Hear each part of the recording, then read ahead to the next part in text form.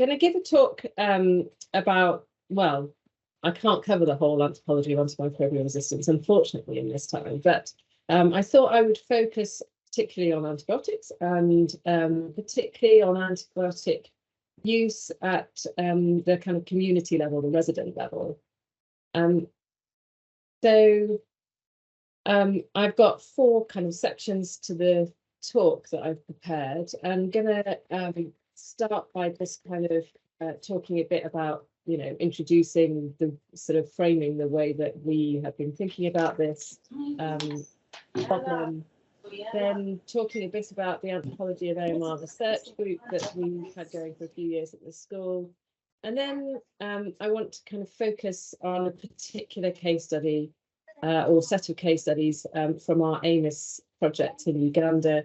And then draw out a few conclusions for research, conclusions for the way that we might address the problems of AMR and antimicrobial use.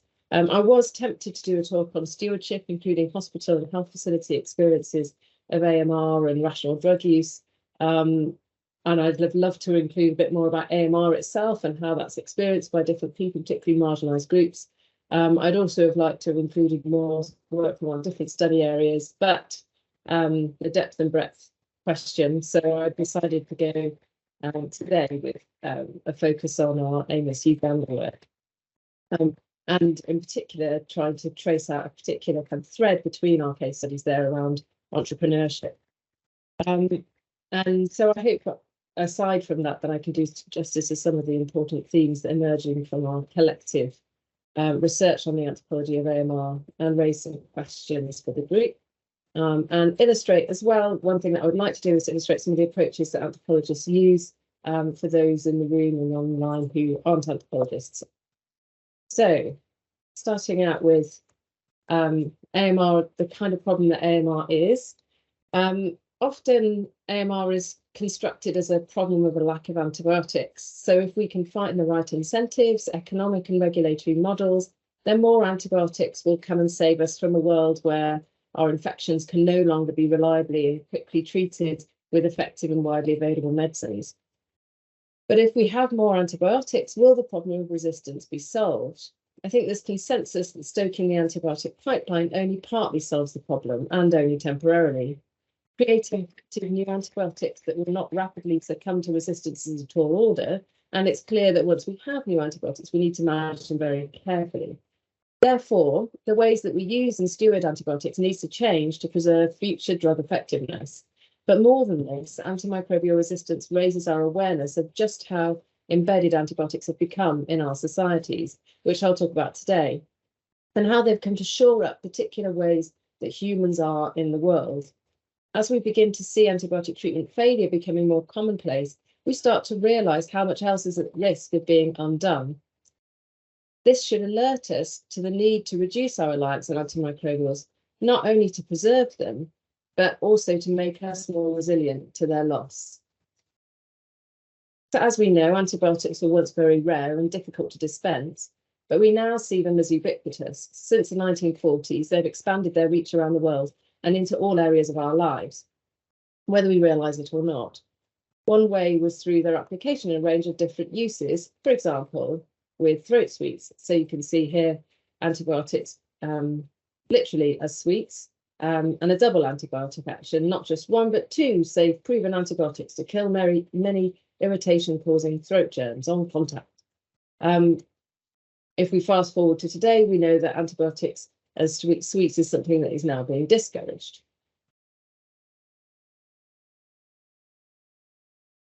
And it's now commonly recognised that antibiotics are in many places, or antibiotics are everywhere. Indeed, I argue that resistance has caused a point of inversion where these substances that were previously hidden like part of the woodwork have now become more apparent. They're not only used in the case of human infections in hospitals or at home, they're used for companion animals, farm animals, crops. They pass through people into the environment, impacting human and non-human bodies. The runoffs from pharmaceutical manufacture also pass back into our systems, affecting microbial communities, as well as the rivers and lakes that form a source of consumption for humans and others. As an anthropologist, I'm interested in the ways that this has come to be and how we've come to take these substances for granted and how they enable forms of production, standardization, and political economies more broadly. So this brings us to this idea that antibiotics have become infrastructural. They've enabled us to live in particular ways. The layouts of our buildings, the number of beds in a ward, the turnover of patients, the number of chickens or pigs in a barn, the number of people in an informal settlement or refugee camp. These have all been made possible with access to antibiotics. They enable surgeries and cancer treatment as preventative measures for potential infection, and they've shored up the authority of the medical and veterinary professions and forms of relations with publics. They also enable a fast pace of life, enabling people to get back to work or not stop working if you or a child is sick, which is particularly required in scenarios of day wage labour. They help us to keep pace with a sense of urgency and perpetual progression. They are part of what it means to be modern and progressive. They enable us to operate at scales of production and standardization that become possible through their blanket use. They condense time, they enable productivity, and they are an insurance for political decisions. Just to look at one of these dimensions, productivity, it's pertinent to note that the projections of the economic impact of AMR in the O'Neill report, and this one is one of the earlier reports from 2014, are premised quite a lot on the lost productivity of populations due to AMR.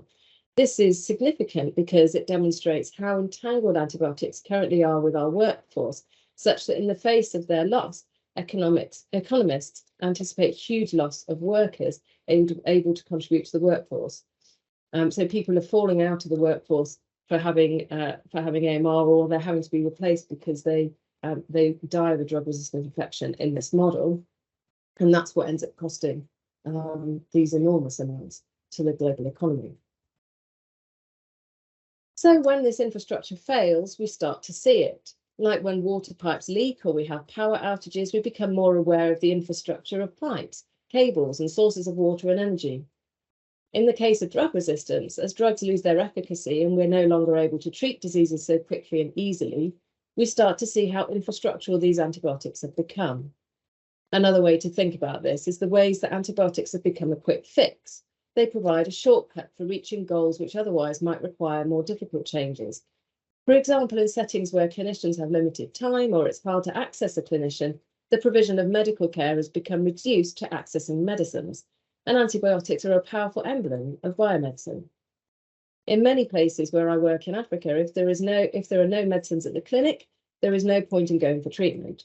So here, care has been reduced to the provision of medicines.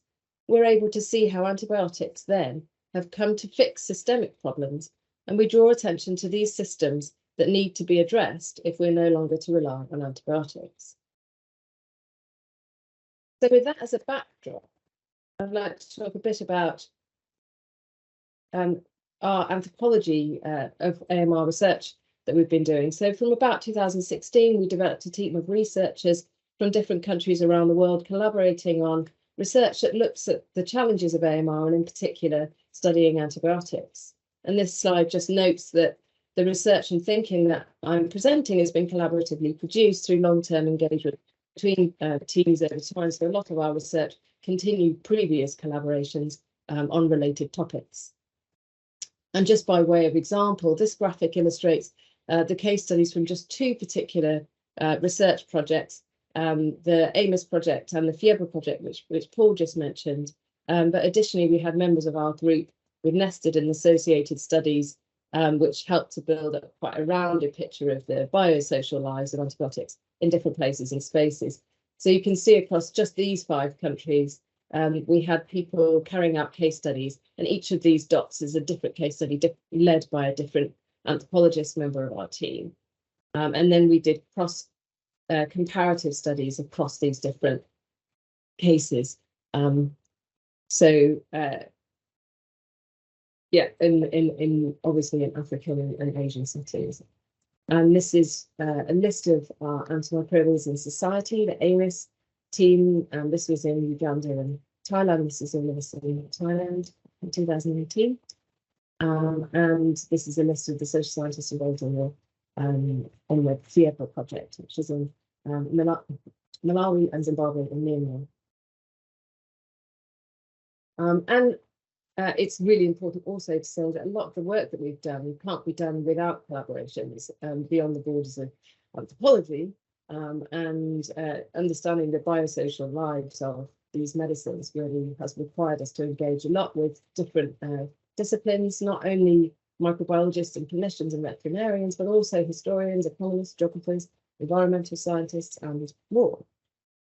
So a huge thank you to all of our collaborators in building this work together. And as I was saying, a lot of our research is really built from other areas of interest, diagnostics and healthcare improvement programs, multi-species relations, the Anthropocene, and so on. So our research focus really has emerged from wider concerns about global health today.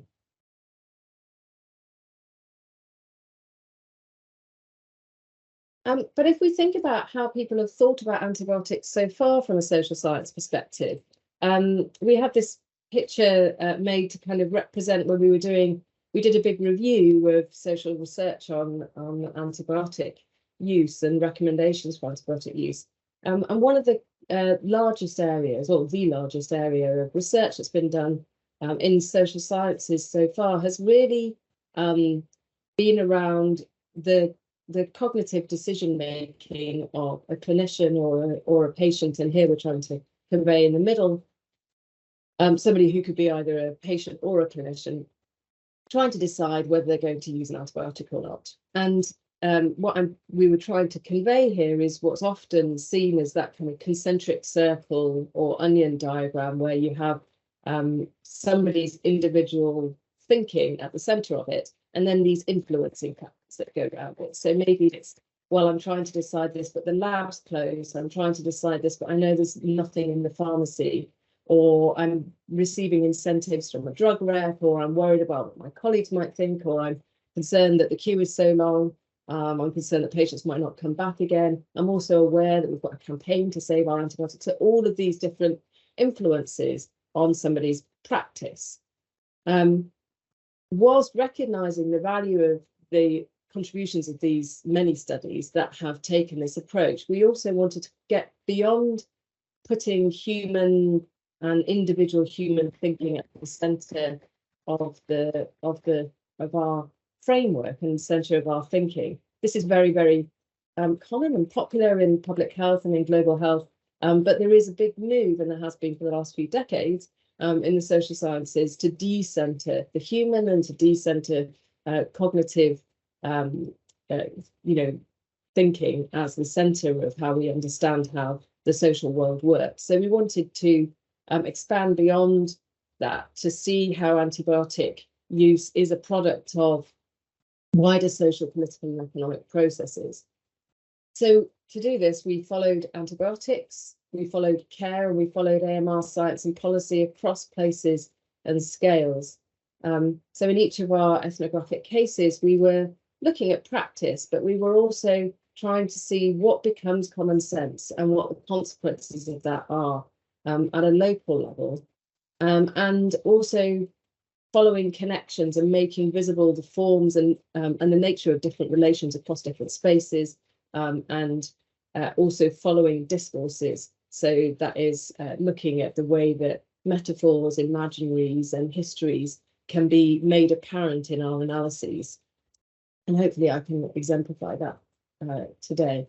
To do that, the research methods have involved ethnography, which is a form of immersive observation, often participant observation, tracing different stories and histories, and interviews, of course, and repeat interviews, as well as a lot of documentary analysis, and that's archival, looking at media, policy, looking at programs, and we've done surveys, so large drug bag surveys, for example, with residents and with farmers. A lot of our work is, One Health, so working across different places where antibiotics are used. And also we've used these feedback dialogues all the way through our research to cross-check what we're learning and to share our findings and to enhance our understanding and check the resonance of what we're finding with with our participants.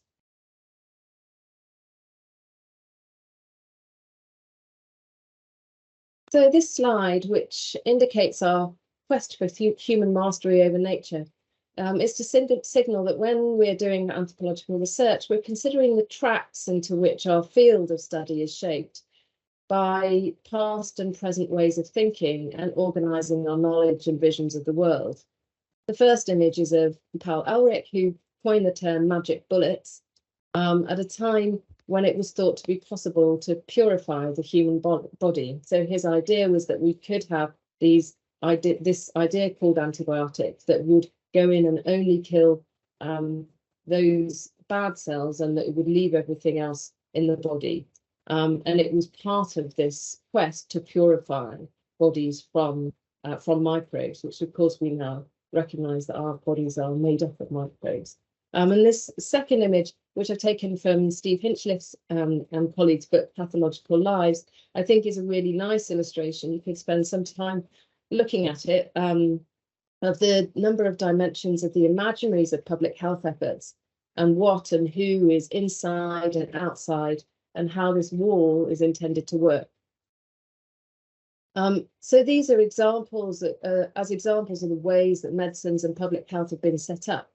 And as anthropologists, we're committed to considering how these ways of thinking tie into how we imagine AMR, what we consider is possible, and what we're envisioning for the future, and how we think about microbes, solutions, and who has authoritative knowledge, and who and what is to be protected.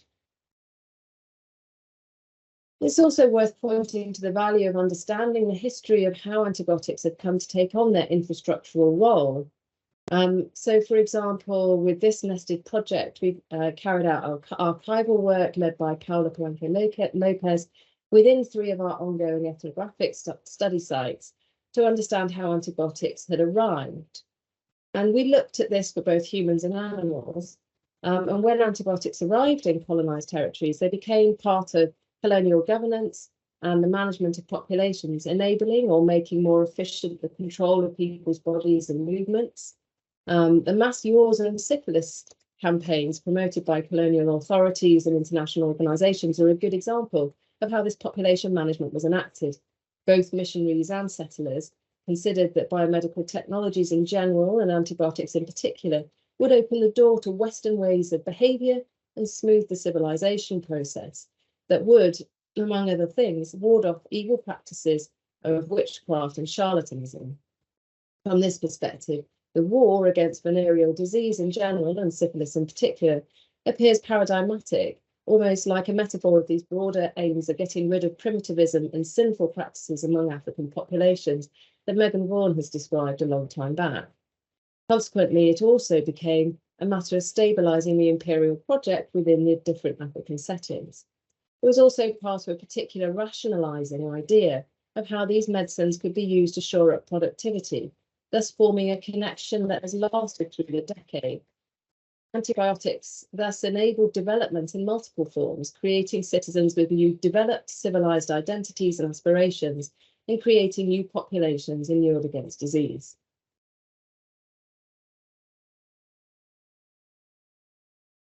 So now I want to turn, so that piece of work was in Uganda and Malawi and Zimbabwe, and I'm going to focus now into some case studies in Uganda.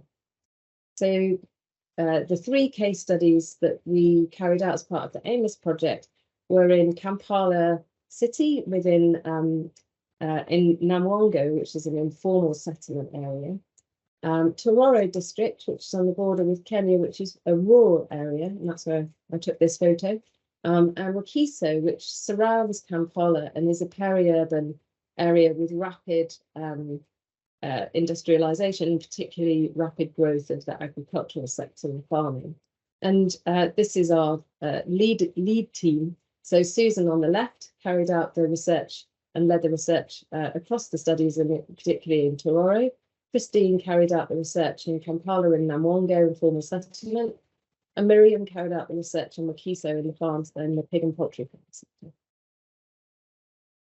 And this involved the research methods that I have already outlined.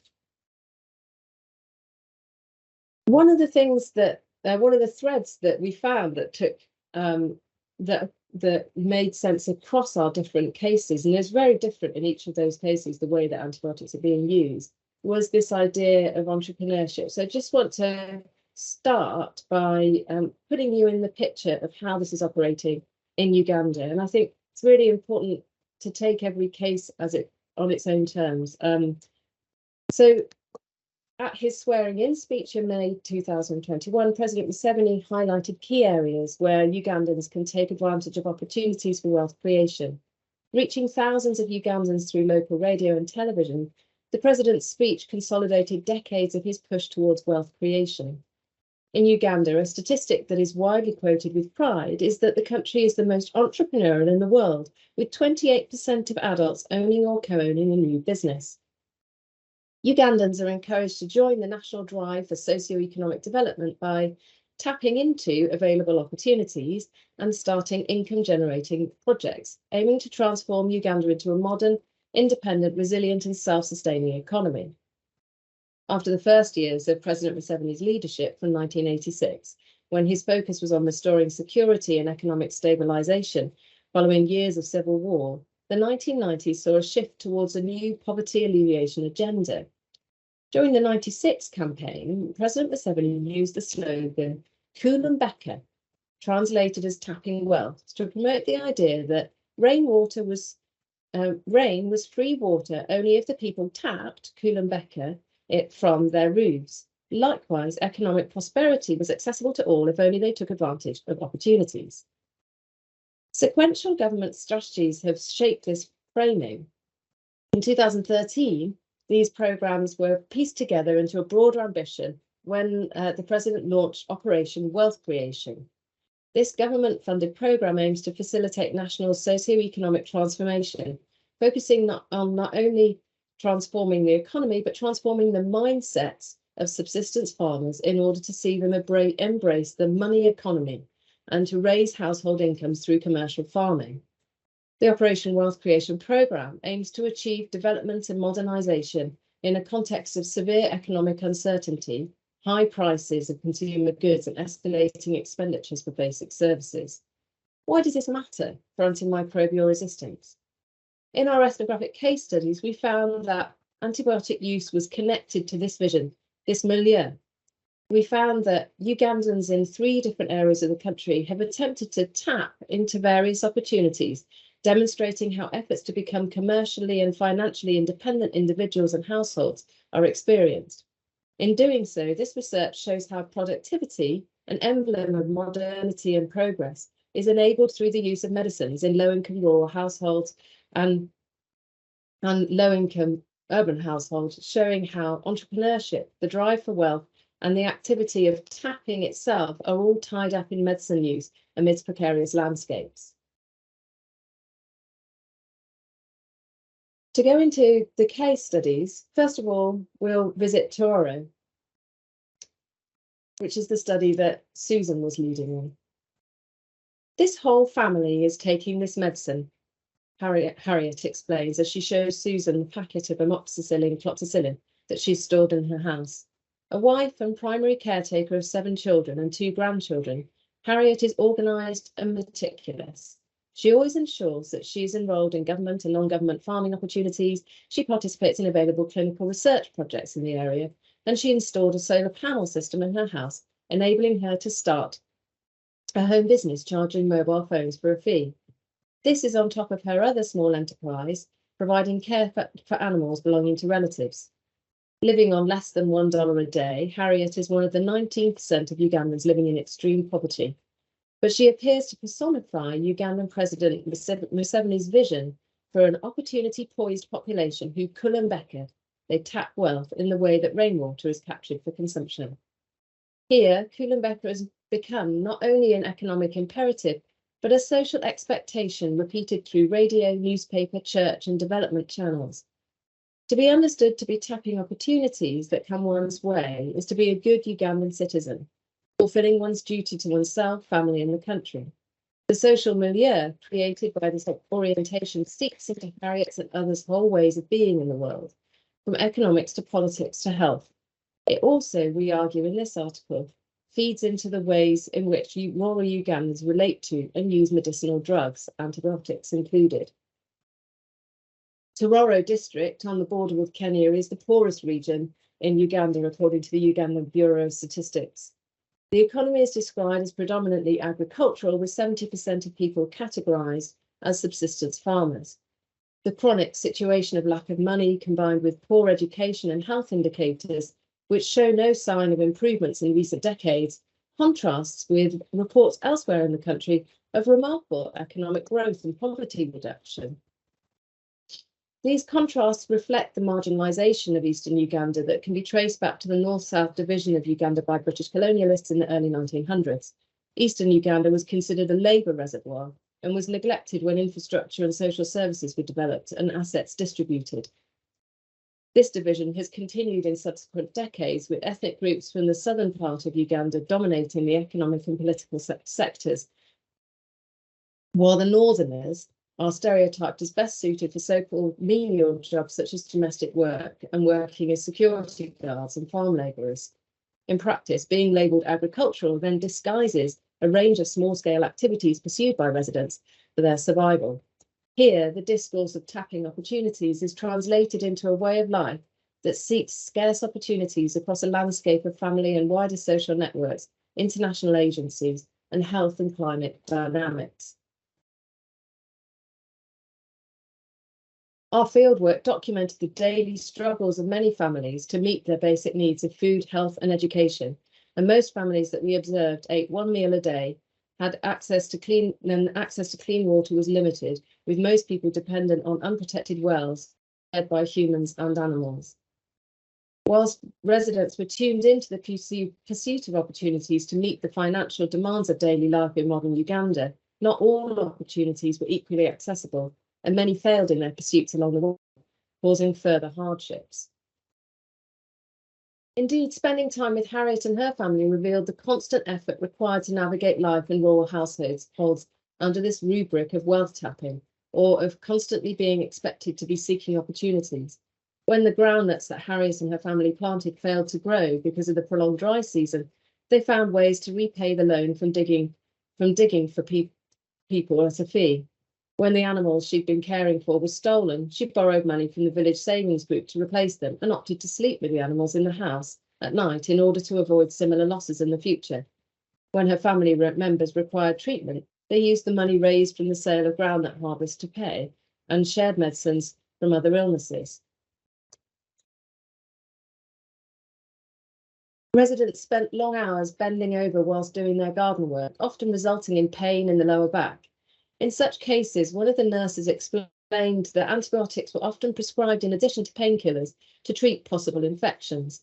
She explained that local residents commonly stocked the medicines at home, including previously prescribed antibiotics, which were often used to manage pain, saying that some will say, I heard that they have brought the drugs to the government health centre. Let me go and I'll pick them. Now the day he receives some pain is when he will take them. Through this practice, antibiotics had become a routine treatment for pain, enabling garden work to continue. We detailed many similar stories of the use of antibiotics to manage everyday life and documented how people understood the link between their gastrointestinal symptoms and unclean water, for which again antibiotics were a solution. We found the use of antibiotics can also enable people to live and work within inequitable spaces in Uganda and enable a modern life by speeding up the recovery and making it possible for people to get back to work. Our findings suggest that antibiotics became essential for coping with uncertain economic opportunities in rural households, including a lack of quality health services, inadequate sanitation, and a lack of clean water. Antibiotics were playing key roles in mitigating the many risks encountered in everyday life, serving as an opportunity in themselves and a vehicle through which to continue to tap other opportunities in modern Ugandan life. Shifting now to a different setting, urban Kampala, and this is on a particularly sunny day. Namwongo, where the river is low, importantly, this river floods right the way up and goes up to where you can see on the left those houses where they've got those watermarks. It goes right up that high. after the rain. Namongo is one of several informal settlements within the capital, and it's situated alongside a channel which acts as the main water artery that carries water and other waste from the city to Lake Victoria, and which often floods in the rains, bringing water and waste to knee-high into the houses, and which from time to time collapse with this flooding. The land itself is reclaimed wetland. Here, infectious diseases, including cholera and other diarrhea-related illnesses, are an ongoing concern linked to poor water and sanitation infrastructures. A diverse population inhabits Namongo, including long-term residents and more transitory migrants from across Uganda and neighbouring countries. Despite the daily challenges for its residents, the settlement has a long history in the city and is a popular space where it's possible to find affordable housing, to connect with others in the community and locate labour networks and opportunities. Namongo is often negatively depicted as a slum and characterised by outsiders as a space of violence and criminality where people are illegally squatting. In 1986, there was an attempt made at slum upgrading, but the project had the effect of pushing the poorest into worse off areas of wetland, extending this settlement and further stigmatising them as illegal squatters. And the consequences of this failed project and subsequent attempts still linger today. Globally, the health and well-being of those living in informal settlements is often poor due to limited access to safe and secure housing, a lack of land rights, limited and inadequate infrastructures, and ongoing political marginalisation. Amid these constraints, informal settlements have the potential to become settings for a vicious cycle of infection and resistance. Broken or non-existent urban sanitation systems lead to greater incidence of infection and disease, which leads to increased antibiotic use, which leads to increased antimicrobial resistance. And in this research, we explored how antibiotics became a linchpin in enabling the inequality that is etched into this informal settlement. Diana, a young woman in her 20s, held out her wounded leg to Christine, revealing an injury she'd sustained in a motorcycle accident a few days prior. In the dry heat of the day, standing on the side road that connected the informal community Namongo with a busy access road in Kampala, she explained that she now had a fever as well, a side effect, it seemed, from her wound. Showing the wound, she said that a friend of hers had recommended a course of the black and purple capsule antibiotics as treatment. She didn't know the name of the antibiotics she was taking, but from our experience with the antibiotic survey in the community a few months earlier, we believe them to be ampicillin cloxacillin. She also mentioned 4 red and black capsules that she'd managed to purchase the day before, explaining she was buying each day's course of these medicines from a local drug shop, but only on the days that she could afford them. Working a number of informal jobs, washing clothes and making food for builders at a nearby building site, she explained that she was rarely able to find work each day, but when she can, she plans to buy more antibiotics to treat what she, in consultation with a local drug shop owner, had determined was an infection in her leg wound. Over the course of the conversation, she expressed what she was most worried about was the fever becoming too severe to be able to work. If that happened, she said, she wouldn't be able to afford more medicine and recovery would be even more challenging. For Diana, precarious work, recovery and antibiotics were intertwined issues that could not easily be disentangled from each other. Across the settlement, we found that antibiotics were used very frequently. Of the 350 day wage labourers that we surveyed, over a third of them reported antibiotics use in the last week. Approaching half of those reported using metronidazole tablets the last time they used an antibiotic.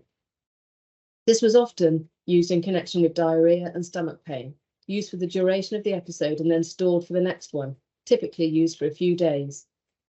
The ability to access toilets was very poor here. The lack of legal status and ongoing threats of removal lay at the centre of chronic infrastructural issues related to toileting. Throughout the settlement, there is a significant shortage in latrines, with few families sharing private latrines, as you can see on the left here, with they're locked up with padlocks. And many more using public toilets for which they would have to pay about 200 shillings or 5 US cents, funding which was either often unavailable for every toilet trip or needed for other things. In addition, most toilets were in poor order, and participants reported dissatisfaction with the Kampala City council authority, the KCCA, over the lack of reliable servicing and emptying of community and household latrines. Many therefore employed home bucket systems and the use of polythene bags or flying toilets. You can imagine that. A woman with a young family who worked as an informal vendor described the multiple ways that one could choose to spend that 200 shillings, from an onion to flavour a meal, to a matchbox necessary for cooking. Spending it on latrine access, she noted, would mean sacrificing spending it elsewhere. An additional problem was frequently expressed that public latrines were not open throughout the night, and leaving the home at night was unsafe for them and their children. Thus, buckets and bags were the only options, and these would then be emptied into the channel in the morning. This compounded the hygiene challenges for households in multiple ways, including when the dirty water would flood into the houses from the channel during the rains. And as you can see here, I took this photo on the day after a flood had just retreated back into the channel. And you can see all of this waste, all of this rubbish had come up and had swirled around in people's houses. And you've got little kids who they're just sort of head height walking in this wastewater that is just inside their houses. So keeping healthy here is a serious challenge. And here antibiotics came to enable people to continue to even live. I'm shifting now briefly to Wakiso, where we're looking at the farming sector. Mzee Bianchia, a retired public servant in his late 50s, is now a poultry farm owner. Without much hope for a paid job, he invested his retirement benefits when he learned of the lucrative business of exotic poultry farming. Equipped with no experience in exotic animal production, a day's crash course at the famous and successful poultry farm provided a snapshot into establishing a farm. His farm sits on 2 acres of land stretching inward from a busy Marham road, land he purchased 5 years ago for this purpose. The land was an ancestral home for a previous owner who sold it and relocated. Its proximity to the road network and other poultry farms meant easy access to raw materials. In addition, the land was a bush of shrubs with tall grasses. So initially it was a bush of shrubs with tall grasses, and now 2,000 brown laying chickens are raised here in a double-storey corrugated iron sheet structures. He's always preoccupied with the status of his chickens. With these exotic breeds, he knows that they are vulnerable to infection as well as to theft. Mzee Bianchia pays close attention to their behaviour, listening to their chuckling, observing their agility, monitoring their droppings, watching their feeding and egg-laying pattern. Changes in any of these signs could mean infection.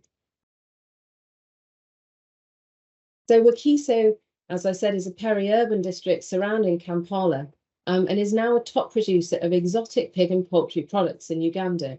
This idea of them being exotic means that they've come from outside. And the nature of farming here, we've described as quick farming. This is a change to farming on smaller plots with more animals, using exotic breeds, concentrates, and antibiotics. And this has emerged through a recent shift with a promise that is constituted across different spaces. The promise includes this emphasis on entrepreneurial poverty reduction, financial and regulatory incentives for private investment, opportunities for input sales, and a discourse of demand for protein. Farms that we visited kept between 11 to 30 pigs and 500 to 5,000 birds. And most of the participants, that's 83 of our 115 farmers, were farm owners, and many were relatively new to the business. The majority were aged 40 to 50 years, and most had attained a secondary school education and had been engaged in other activities prior to coming into farming. Over half had managed to obtain some informal training on identifying and managing livestock illnesses. But they described living on razor-thin margins. You can make a profit or you can lose everything in each cycle. And it was a high-risk activity. The theft of your animals was huge, and the security was a really big issue, particularly recently during COVID. Disease and biosecurity, however, were a huge problem as well, but also market fluctuation. And we found it hard to see this demand that was in the discourse for the protein, because it was so difficult for people to actually sell their animals for meat. People were also very affected by climate fluctuation and challenges with the employment of staff. A mitigation against all of these risks was much harder than people had expected. The reality really didn't live up to the promise. And the promise is like this: you can harvest money. This is the Harvest Money Expo 2019. And you can see this idea, which is also on many television programs and is really perpetuated in the general media, that going into small-scale farming is a really can be a lucrative business. And small-scale farmers were adopting these commercial techniques, but also shouldering huge risks in doing so. Antibiotic use was very high in Wakiso. Our survey shows a much higher use than in Ngongera, that's in the Tororo study site, and use of drugs that we probably wouldn't want to see being used on an everyday basis. But really, antibiotics here were seen as essential as a form of protection. Without antibiotics, you'd be risking the business, because we keep these birds as part of getting money, and it's a business where we put our money. So we put more to boost our income, and it's like leaving your food outside for robbers to come and take it. Then you're not serious. So we have to minimize our losses. We have to keep everything, and so that you can get the profit outcome of the business. You must take care. Otherwise, without anything, can come like bacterial diseases. And if they come and wash away all the birds in the house, so if you have 1,000, you can remain with one bird. So this, we heard very strongly that people needed to use antibiotics, and they were using them as a preventative and a form of protection. And we saw this as part of a challenge of this kind of promissory assemblage of the peri-urban. And this was kind of embedded as well with this vision of the state for people to Kulenbecker, to catch these opportunities. And we found it very interesting that people didn't talk in terms of failure, but it was just the idea that you would keep trying again and keep trying again. And antibiotics became a part of the architecture for being able to continue to try to make a profit out of these enterprises. So, thinking about a conclusion, these studies exemplify how anthropological research situates phenomena such as high use of antibiotics in a much wider frame, such that we could step aside and even critique the dominant framing of why this is happening, which has often revolved around ignorance and a knowledge deficit, which has its own political economy, and instead identify other reasons that the phenomena came into being.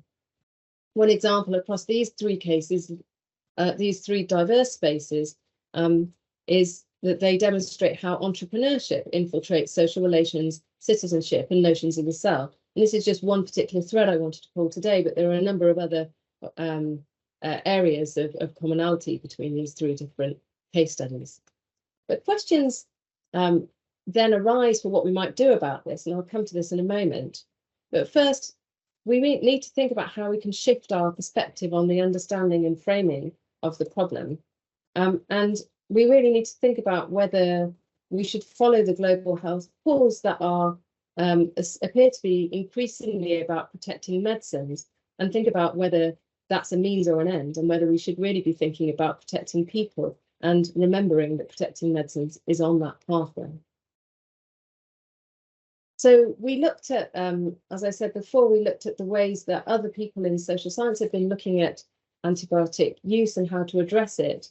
And the practices in this corner here was the dominant framing. And I mentioned earlier also structures when we were talking about the quick fix.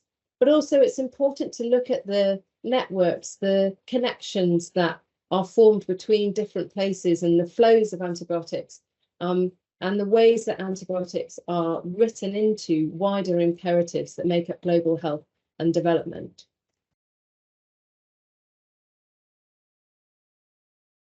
So here we have the global burden of antimicrobial resistance, and as you can see, and you're all familiar with, we have quite a difference in different places around the world in these estimates. But what does the anthropological research that I was presenting make us ask? Well, we might ask who is shouldering this burden, and we might ask how this burden is being experienced. And we might ask of the experiences of the current targets of interventions, the nurses, the mothers, and what's the consequence of being a target of those interventions. And in another talk, we could also talk about stewardship, and in particular, I'm interested in the way that that overlaps with evangelism, for example, but we don't have time about that today.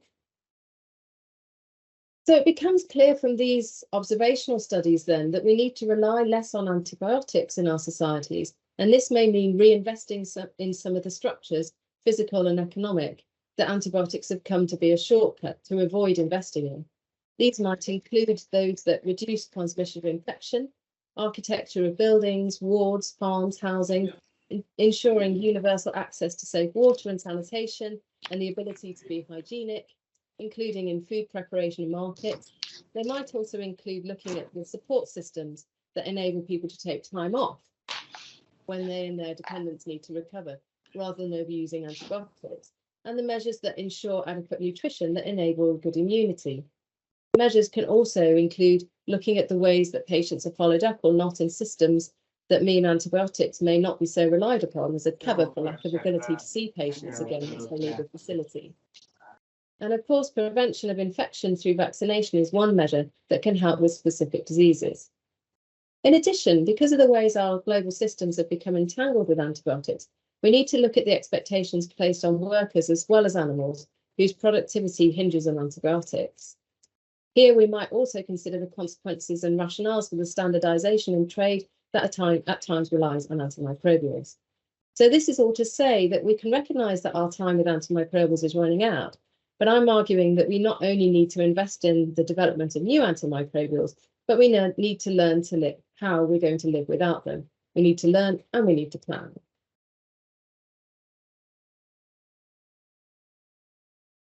From what I've outlined, we can see that antimicrobial resistance is a problem that cannot be addressed by hoping to replace failing antibiotics with new ones.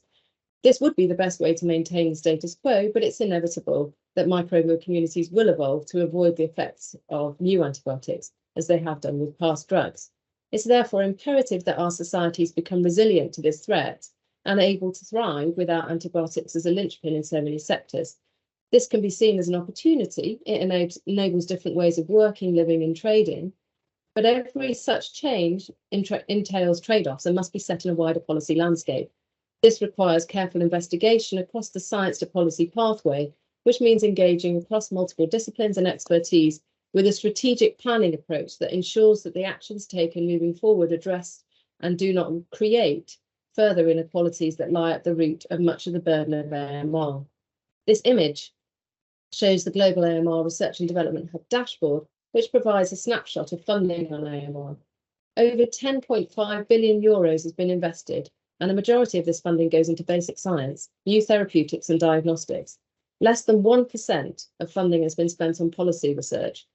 Greater emphasis must now go into identifying the systemic solutions to AMR that will enable populations to manage without such deep-seated reliance on the quick fix of antimicrobials, both today and in the future. Just a last couple of slides to show some resources from the Antimicrobials in Society website. I haven't updated it for a long time, but there are some really useful resources there for those who might be interested in this. And we did make a report on addressing antibiotic use, which emerged from a series of webinars, which you can also watch back on this website under the events page. And also there's some really nice videos made by our teams on the AMR project. This one includes all 3 case studies that I've just described in Uganda. And these are 2 different films from Thailand, from our Thai study, one in the urban setting and one talking about the anthropology of science and policy. And you can also watch back our webinar series of different presentations from across social scientists working on antimicrobial resistance. Thank you very much, and thanks for your patience.